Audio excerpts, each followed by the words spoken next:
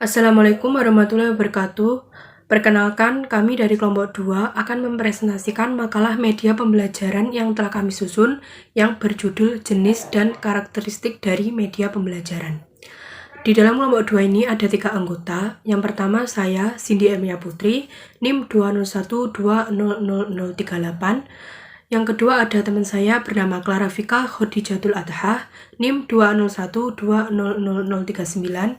Dan yang ketiga ada teman saya bernama Daniar Dwinur Anisaul Ilya, NIM 201200040. Di sini saya akan menjelaskan tentang media audio dan media visual. Sebelumnya, saya akan menambahkan penjelasan sedikit sebelum kita masuk ke dalam media audio dan media visual. Adanya perkembangan kemajuan media pembelajaran di zaman modern yang kita rasakan seperti saat ini juga memiliki dampak positif dalam proses pembelajaran.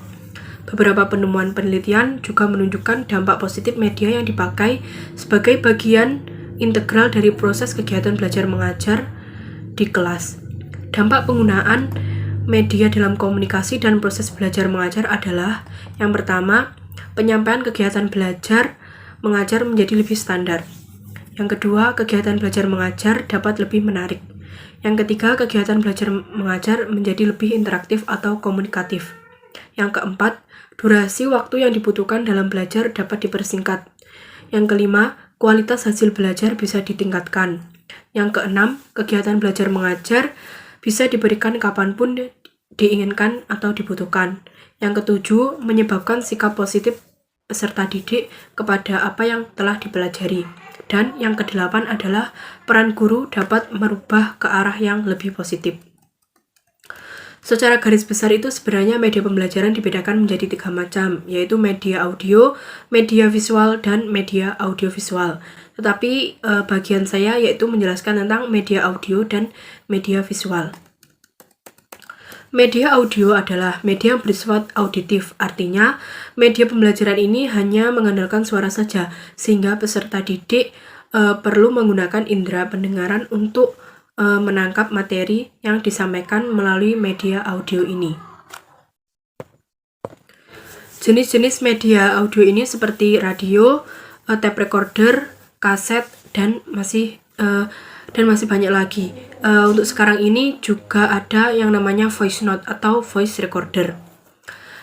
Yang kedua adalah media visual. Media visual adalah media pembelajaran atau alat pembelajaran yang menggunakan seperti gambar, bagan, poster, atau grafik. Jadi dalam pembelajaran ini peserta didik menggunakan indera penglihatannya untuk menangkap materi, seperti mereka mengamati, menelaah, mengobservasi. Jadi tidak ada suara di dalam media pembelajaran tersebut. Contoh dari media visual ini diantaranya ada gambar, bagan, poster, grafik, brosur, dan masih banyak lagi. Perkenalkan, nama saya Clara Vika Khodijatul Adha dengan NIM 201200039. Di sini saya akan melanjutkan presentasi dari teman saya, yaitu yang akan membahas tentang media audiovisual.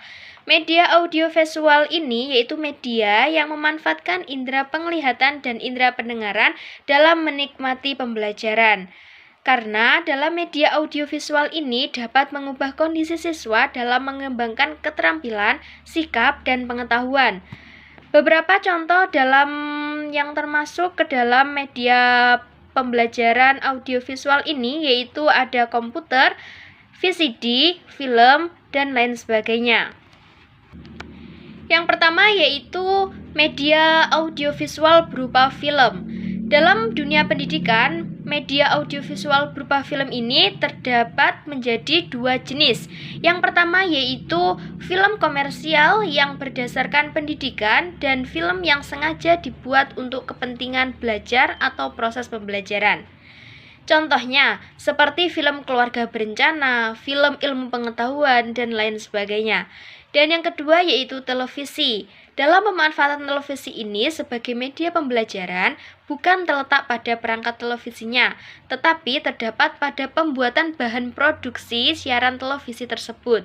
Terjadinya siaran di televisi tentang pendidikan dan pengajaran itu dikarenakan bahan produksi yang dibuat untuk siaran tersebut adalah tentang pendidikan.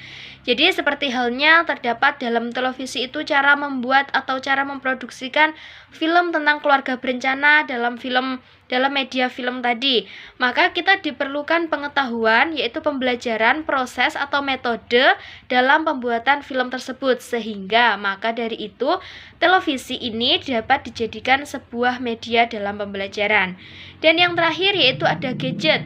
Gadget juga dapat digunakan sebagai media pembelajaran berupa audiovisual, yakni seperti smartphone, kemudian tablet, laptop, dan lain sebagainya. Mengapa demikian? Karena munculnya tablet, gadget, smartphone di era modern perkembangan zaman ini dapat memungkinkan manusia dalam menyederhanakan perangkat media yang terpisah-pisah menjadi satu kesatuan media yang simpel dan praktis.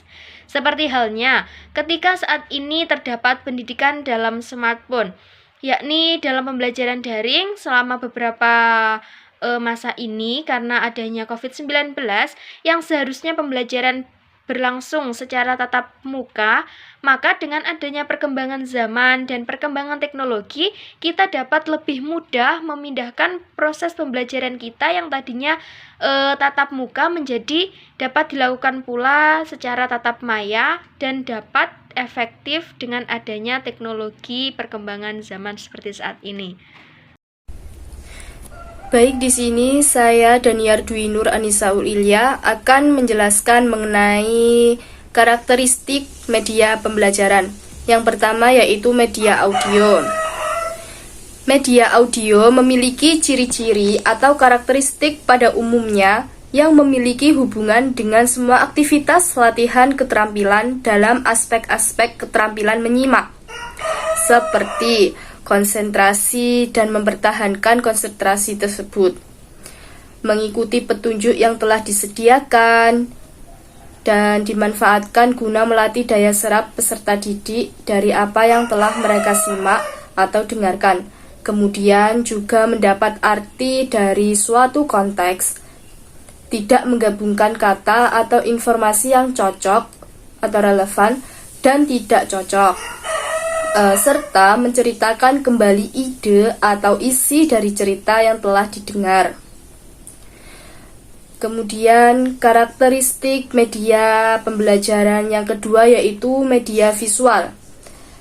Media ini memiliki karakteristik di mana memiliki unsur-unsur yang terdiri dari garis, bentuk, warna, dan tekstur. Media ini dibagi menjadi dua, yaitu media visual non-proyeksi dan media visual proyeksi. Kemudian media yang ketiga yaitu media audiovisual. Karakteristik yang menonjol pada media audiovisual ini adalah menggunakan perangkat keras selama pembelajaran berlangsung. Karena media audiovisual dapat menggunakan gambar, suara, atau menampilkan gambar yang bisa bergerak.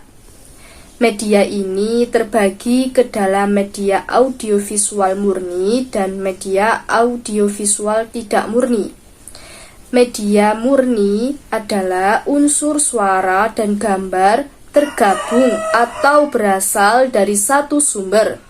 Sedangkan media audiovisual tak murni ialah unsur gambar dan unsur suara berasal dari sumber yang berbeda.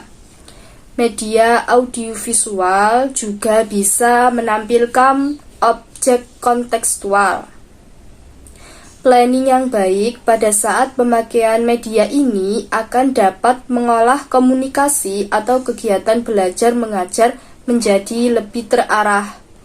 Kegiatan belajar mengajar yang memakai media ini memiliki karakteristik berupa penggunaan perangkat keras pada saat proses kegiatan belajar mengajar. Mungkin itu yang dapat saya sampaikan. Sekian dan terima kasih. Mohon maaf apabila ada kesalahan yang kami sampaikan. Wabillahi taufiq wal hidayah. Wassalamualaikum warahmatullahi wabarakatuh.